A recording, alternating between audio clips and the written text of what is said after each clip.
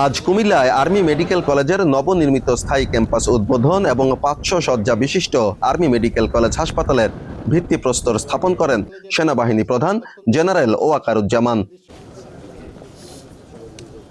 এ সময় তিনি বলেন, আর্মি মেডিকেল কলেজ এবং নির্মাণাধীন আর্মি মেডিকেল কলেজ হাসপাতাল দেশের চিকিৎসা সেবার মানোন্নয়ন ও চিকিৎসা খাতের সামগ্রিক উন্নয়নে গুরুত্বপূর্ণ অবদান রাখবে।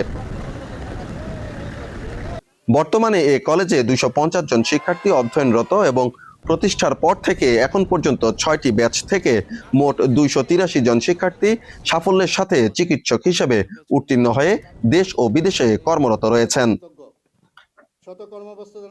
এছাড়াও আগামী শিক্ষাবর্ষ থেকে কলেজটির স্থায়ী ক্যাম্পাসে বিদেশি শিক্ষার্থী ভর্তি কার্যক্রম শুরু হওয়ার পরিকল্পনা রয়েছে, যা প্রতিষ্ঠানটির শিক্ষার পরিধি আন্তর্জাতিক অঙ্গনে আরও সম্প্রসারিত করবে।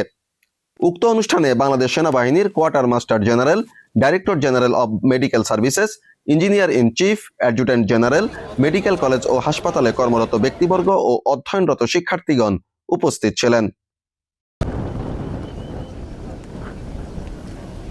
বাংলাদেশ বেতার কুমিল্লা নিউজ ডেস্ক।